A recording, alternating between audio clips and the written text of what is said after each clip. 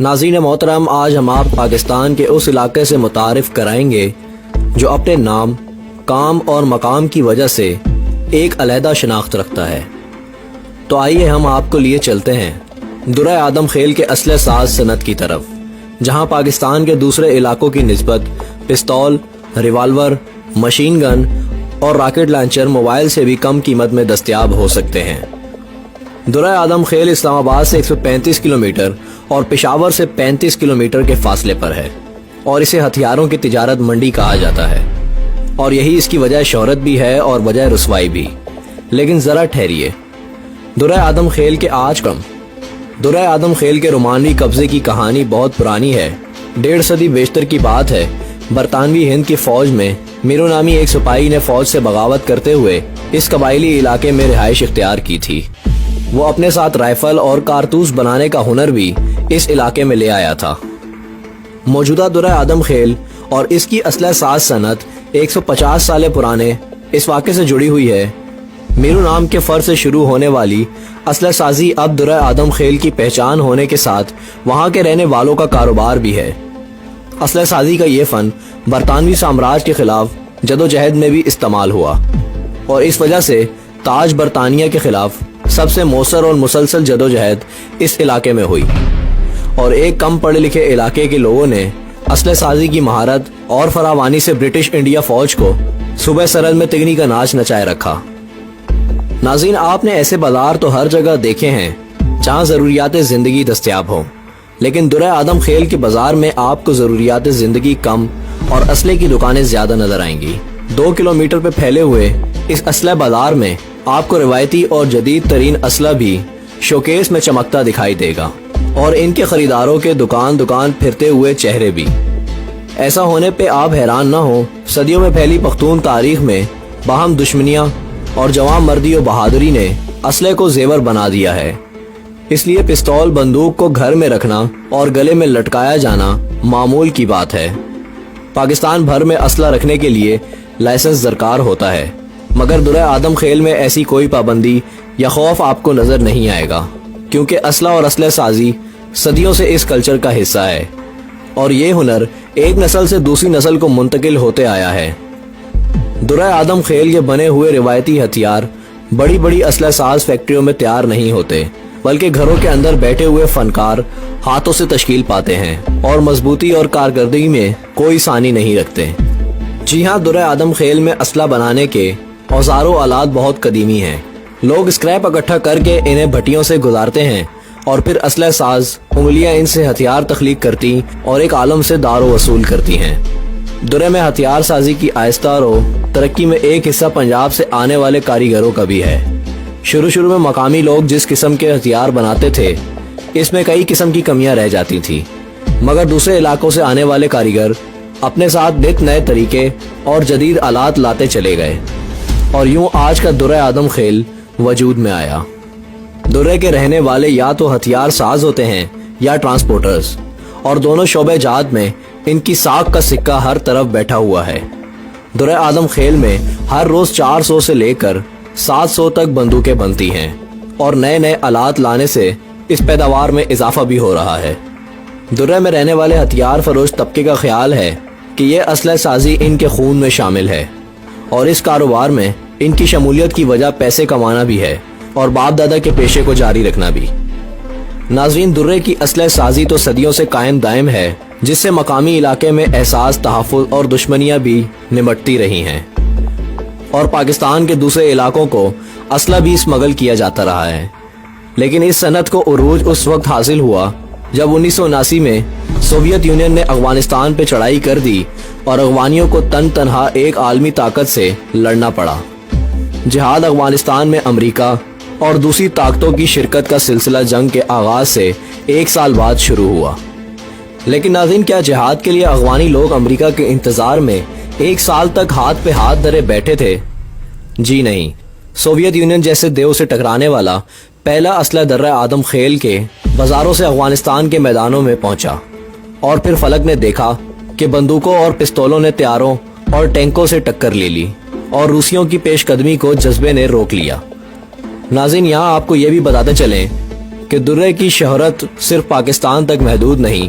درہ آدم خیل پہ کئی دستاویزی پروگرام بین الاقوامی سطح پر ٹیلی ویژن اسٹیشن سے نشر ہو چکے ہیں.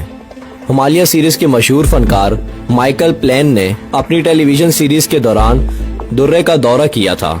بالکل اسی طرح alive and well in Pakistan کے مصنف ایتھن کیسی اور آسٹریلیا کے فلم ڈائریکٹر بنجمن گلومور نے اپنی film son of a lion میں بھی درہ آدم خیل سے ان لوگوں کی حدوباش اور کاروبار کو مفصل کوریج دی تھی.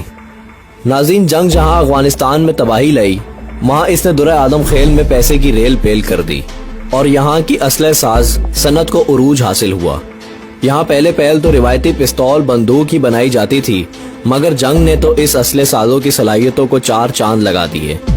امریکہ، فرانس، جرمنی، اسپین اور چین کے ہتھیاروں کی آمد بھی شروع ہوئی تو درہ کے ہنر مندوں نے US M16 رائفل، ترکی کی MP5 رائفل اور AK-47 کی طرز پہ راتوں رات مقامی ماڈل نکال لیے جو کہ کارکردگی کے لحاظ سے اصل سے بھی کم نہیں. درے کا ہتھیار ساز کسی بھی ملک کے اسلحے کو دنوں میں منو این تیار کر لیتا ہے. اوجڑی کیمپ کے حادثے کے بعد بیچے جانے والے اسکریپ سے درے کے ہنر مندوں نے جلد ہی rocket launcher, mines, machine guns اور ہلکی توپیں بنانے کا کام بھی شروع کر دیا تھا. مگر ملک میں ہونے والی دہشت گردی کی وجہ سے حکومت نے ایسے ہتھیاروں پر پابندی لگا دی جس سے اسلحہ سازوں کا بہت مالی نقصان بھی ہوا. مزے کی بات یہ ہے کہ بین الاقوامی مارکیٹ میں لاکھوں میں بکنے والا یہ اسلحہ درہ آدم خیل میں محض چند ہزاروں میں دستیاب ہو جاتا ہے. اس لیے درہ کے دکاندار آج بھی افغان جنگ کے دور کو یاد کرتے ہیں تو ان کی آنکھیں چمک اٹھتی ہیں. تاہم ان کی آنکھیں ان دنوں اس وجہ سے بجھتی جا رہی ہیں کہ قبائلی علاقہ جات KPK میں شمولیت کے بعد کاروبار میں مندہ آیا ہے اور درہ آدم خیل کے اسلحہ بازوں کی آدھی دکانیں بند ہو چکی ہیں یا لوگوں نے کوئی اور کاروبار شروع کر دیا ہے. بازار کی 7000 دکانوں میں سے صرف 3000 دکانیں ہی باقی رہ گئی ہیں اور اس صنعت سے وابستہ 9000 لوگ مخدوش مستقبل کی وجہ سے پریشانی کا شکار ہیں. دکانداروں کو خدشہ ہے کہ اسلحہ بازار کی رونقیں آنے والے وقتوں میں مزید کم ہوں گی کہ اب نہ تو دشمنیاں اتنی پکی رہی ہیں اور نہ ہی جنگوں کا کوئی بازار گرم ہو سکتا ہے. ناظرین، سوال یہ ہے کہ صدیوں پرانا یہ شہر نئے حالات میں اپنی شناخت اور تجارت کھو بیٹھے گا. قومیں اپنے ثقافتی مقامات اور صنعتوں کو وقت کے نزد نہیں ہونے دیتی کیونکہ وہ محض جگہیں اور کاروبار نہیں ہوتے بلکہ قوم کی شناخت کا ذریعہ ہوتے ہیں. اس لیے حکومت نے درہ آدم خیل KPK میں ادغام کے بعد وہاں کی اسلحہ ساز صنعت کے بارے میں غور و خوض شروع کر دیا ہے.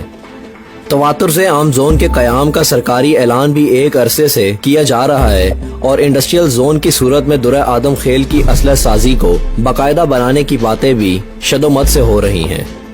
موجودہ نئے نظام میں اسلحہ سازوں کی رجسٹریشن اور ان کی مصنوعات پہ ٹیکس لگانے کا نظام وضع کرنے پہ بحث و تمیز بھی ہو رہی ہے. کیا درہ آدم خیل کی اسلحہ ساز دکانوں پہ بیٹھنے والے اس دل خوش کن منظر سے مطمئن ہیں یا ان کو ماضی کی طرح تجارتی انداز پسند ہے؟ اندازہ یہ ہے کہ اس نئے وضع کردہ نظام میں پرانے کاریگر حضرات کے لیے زیادہ دلچسپی کا سامان نہیں کیونکہ اس سب سے ان کے اخراجات میں اضافہ تو توقع ہے اور منافع کے مارجن میں شدید کمی کا امکان ہے. وراثت میں ملے ہوئے کاروبار اور گھریلو کارخانے سے نکل کر کرائے کی دکانوں میں جانے والے ان تاریخی اسلحہ سازوں کو اپنا مستقبل اگر ڈانو ڈال نظر آ رہا ہے تو اس میں کافی حد تک صداقت بھی ہے. ناظرین، تاہم اس تصویر کا دوسرا پہلو بھی یہ ہے اسلحہ سازی قومی معیشت کی ترقی کا اہم حصہ بن سکتی ہے اور اس کے لیے وہ درہ آدم خیل کے تنگنائے سے نکل کر کسی انڈسٹریل اسٹیٹ میں آئے گی تو اس کا معیار اور بین الاقوامی مارکیٹ دونوں میں بہتری اور ترقی رونما ہوگی. پاکستان اب بھی مختلف ملکوں میں سالانہ 10 سے 40 ارب روپے کا اسلحہ درآمد کرتا ہے اور اسلحہ سازی کا درہ آدم خیل اگر ایک جدید معیاری صنعت میں ڈھل جائے تو ملکی ضروریات گھر کے پیداوار سے بھی پوری ہو سکتی ہے. ٹیکسنگ کے نظام کا خوف اور درہ آدم خیل کے متوقع مستقبل ایک حقیقت صحیح، لیکن ناظرین بات صرف اتنی بھی نہیں. درہ آدم خیل کے ساتھ ایک رومان اور بھی وابستہ ہے اور وہ ہے جدید زندگی سے کٹا ہوا زمانہ وسطی کا ایک قصبہ جہاں قدامت افراد سے لے کر اقتدار تک چھلکتی دکھائی دیتی ہیں.